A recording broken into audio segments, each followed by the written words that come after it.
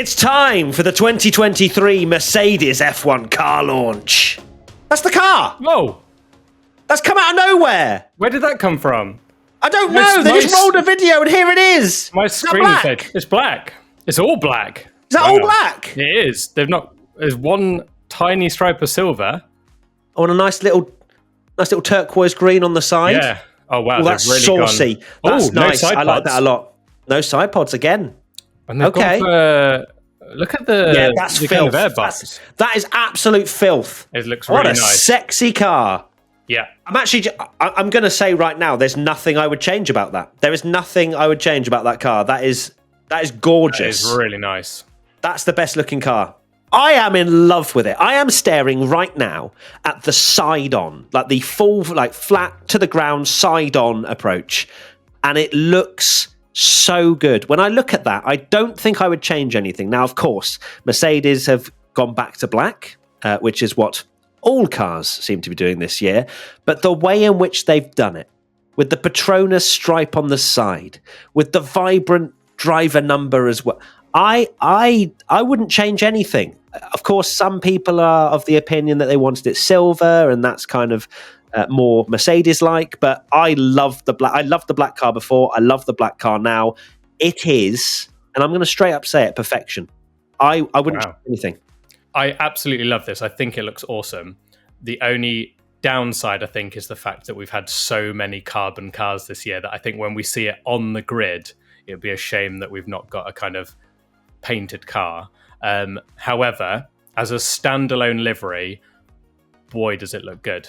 I actually, dare I say, the black is almost more iconic. The silver arrows, that was like a different era, and now like everything that Hamilton did, with the black Mercedes and winning that 7th title and stuff, it almost feels more iconic. And I'm gonna shout out my wife Katie, that's not Katie Fairman for the 100th time, but my wife Katie, that had some big brain thinking, and I think this is very clever, is that the silver arrows, if you know the story of why Mercedes were the silver arrows, it's because they painted the car and they needed to scratch all the paint off.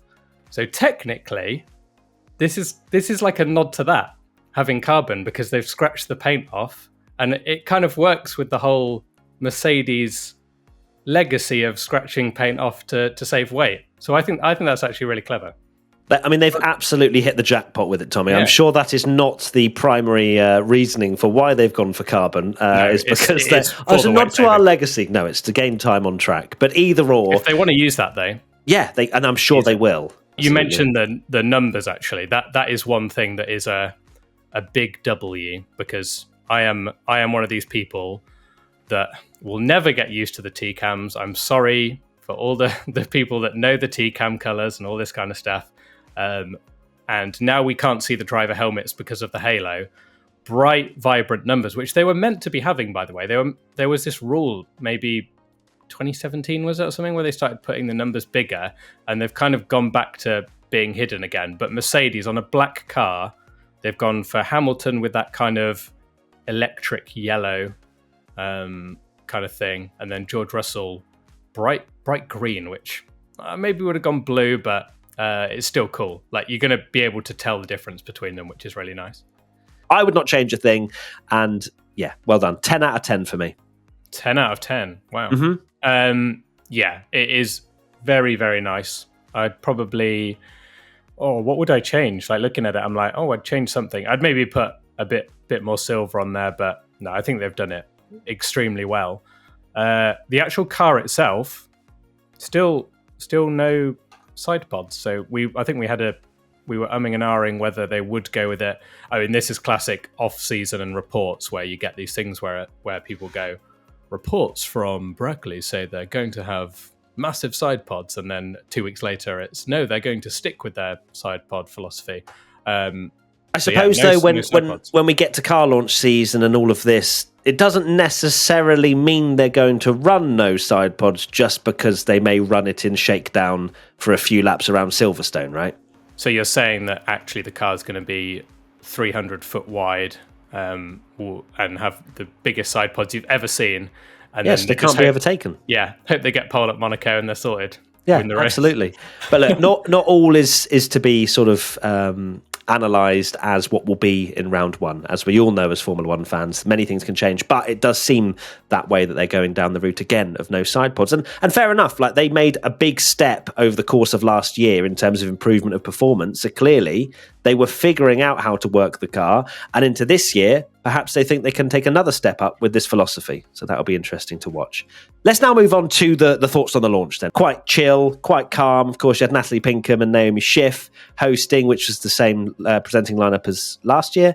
And didn't have any chat from younger drivers from Mercedes this year, was there? They kind of cut that one and just had Lewis and George and Mick there in Mercedes overalls, which is strange to see. We were discussing a little bit, weren't we, on Twitch earlier before we started recording this, that we were wondering where would Mick actually go? Will this be a stepping stone potentially into a Mercedes or a different team? It's going to be a difficult thing for Mick, despite him being in, the Mercedes outfit as a reserve driver.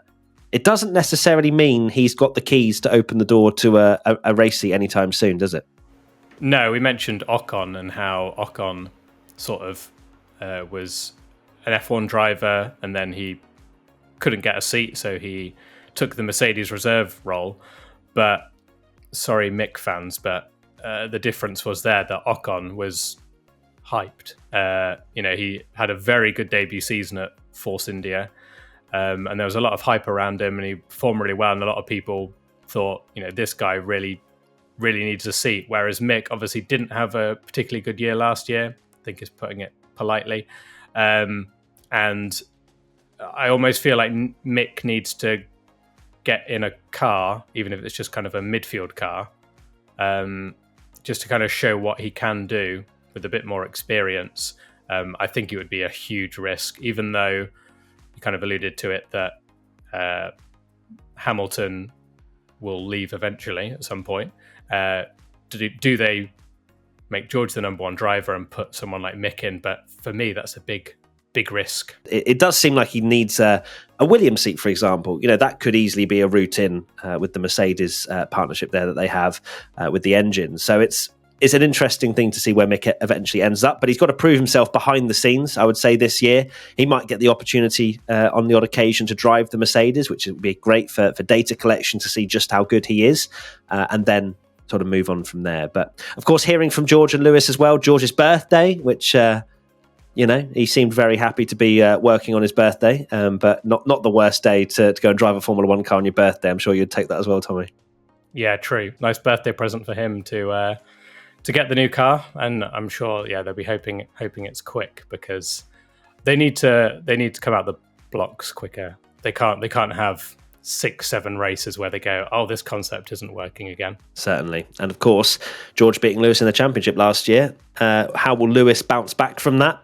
We'll have to find out. Will there be this whole testing new philosophies with the car again, and will Lewis be the one to do it, considering perhaps Surely. maybe underestimated how good George would be over the course of the season as well from Lewis's side. But be interesting to see how those two work together. I'm sure the rivalry will form and bubble up. Do you think we will get a George versus Lewis moment? Maybe not necessarily crashing, but some kind of disagreement. 100%. I agree. 1,000,000%. I think they both feel like they have something to prove against each other. Of course, Lewis doesn't want to get beaten by a teammate, and George sees this as, the start of potentially his incredible Formula One career, and what a way to start in a top team and beat, statistically the greatest of all time. There's a lot to play for, and I think that both of them, it could get very spicy. Yeah, absolutely. Because if you think back to something like Hungary, when Hamilton was really quick and they just George just let him go to chase after Verstappen because he was quicker.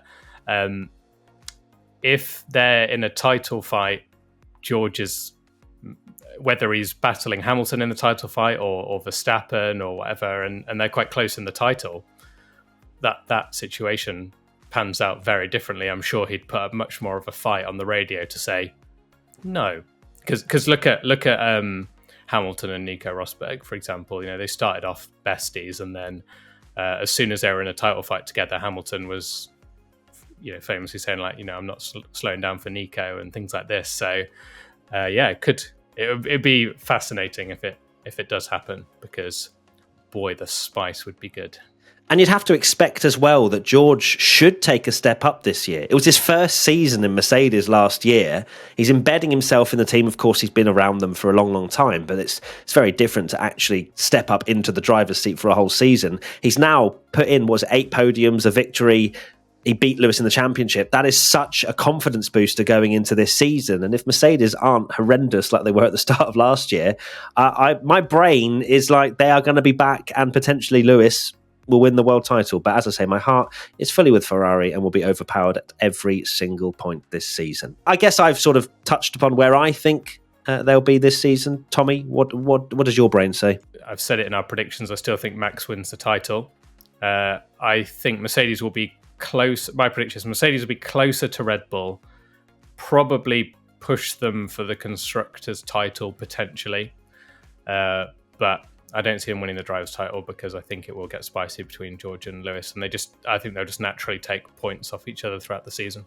So you think, right?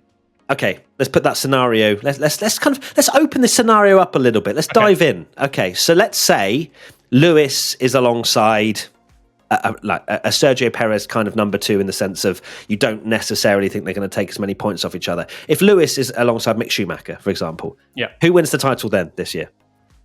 Verstappen. Just so you still think Verstappen would just win? I think he'd be closer. I do worry that Mercedes going forward, when they had 2 competitive drivers in Nico Rosberg and Hamilton, obviously those 2, it was fine because they were so clear. Like their car, Rosberg could have an absolute stinker and he'd be second. You know, I remember Russia when he locked up and was last by turn 1, still finished second easily. When I think it really helped Mercedes to have a Bottas when we got to 2017 and Ferrari had caught up a bit more, all this kind of stuff. And I think that that really helped them. And I do worry that, you know, that could be their downfall in terms of going for the Drivers' Championship. Fascinating stuff. All of this chat, and it's going to end up being Pierre Gasly world champion, because we know from our season predictions we've written him off, and he's actually going to be incredible at Alpine. Okay, well that has pretty much wrapped up our Mercedes car launch chat. We've got one to go, Alpine, tomorrow. Very exciting. We will, of course, be live on Twitch once again. If you want to come and join us, Matt P1 Tommy will, of course, be in your ears as well via the podcast, and on YouTube with our lovely, energetic edits. So thanks so much for watching. And Tommy, you thought I'd forgotten. Final thoughts? Oh, damn it. One car launch to go. Please paint it. Okay, there you go. Good stuff. All right, we'll see you very soon. Goodbye. Bye.